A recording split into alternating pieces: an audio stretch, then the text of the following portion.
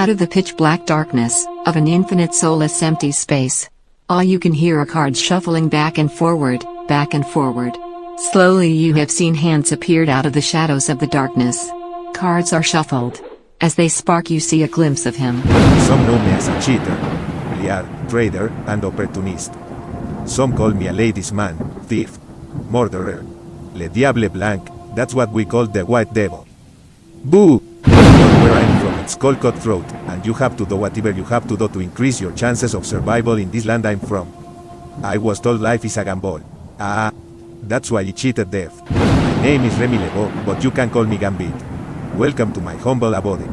As fast as he was shuffling he jumped back in attack mode, pulled out a flaming ace out of the deck of cards to show his mutant power to charge objects with explosive energy. He employed playing cards he charged with kinetic energy as his trademark weapon. He threw the flaming ace and it exploded. Boom. Gambit, Life is a Gamble. Chapter 1. The Bet of My Life. The pain of a dying woman's voice. Running. Lost in the woods, shot, bleeding from the shoulder. The troopers narrowed in on her from trying to escape with her unborn child. She hid behind a tree, the troopers' lights shine off the tip of their weapons. She slowly looked around the tree. Only 2 troopers remains. As one walked past the tree she tried a stealth kill, but the other trooper heard the noise. He ran over only to see his fellow trooper hanging from the tree, with his intestines hanging from his stomach, as blood dripped down the tree. The trooper realized he was the last one left. Crack. The lady snuck up behind him and broke his neck. She was making her way out the forest when she saw headlights.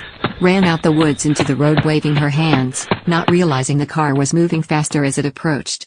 The driver drunk fighting with his girlfriend clearly not watching the road. Look out! Car sliding brakes squealing. It's too late! His foot locked onto the brakes but couldn't stop. The car hit head-on, her body flipped on impact slamming her head against the windshield, landing in the condensed muddy road. The driver swerved, she's bleeding over the ground covered in wet mud. The man's girlfriend asked him, "What have you done?" I'm sorry, I didn't see her, she came out of nowhere. The woman in the road crying out, "Help me." The man opened his door. Stay here. No! His girlfriend put her hand on his leg and said convincingly, Don't go, we need to get out of here, there's nothing we can do to help. I'm sorry, I'm so sorry. What's wrong with you? If you don't leave, the police will take you to jail for drinking and driving, destabilize your life, destroying you from receiving your licenses.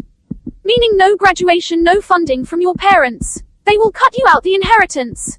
Out of fear and panic, the man left without checking, justifying his guilty conscience with a poor choice of action. Hours and not a soul passed by. Getting weaker as her eyes slowly start to close. Then she felt a sharp pain in her stomach, forcing her eyes open. I am having contractions. Because of the baby, I can't die. Not yet. Then she seen lights coming down the road. With all of her might she raised her hand. The driver of the car slammed on brakes, pulled to the side. Miss, are you okay? Help. I need a ride to the hospital. The man helped her in the car. You could see his hands shaking, nervous. Panic overwhelmed him as he dropped his keys. I need my asthma pump. She looked up. Can we go? Yes, but don't mind me asking. What happened? Why were you in the woods? I was hit by a car and shot. The first thing you ask me. Why was I in the woods? I'm sorry, miss. Would you like some water? She looked at him, pulled out a gun, held it to his head. Shut up. Shut up and drive. Then she grabbed her stomach.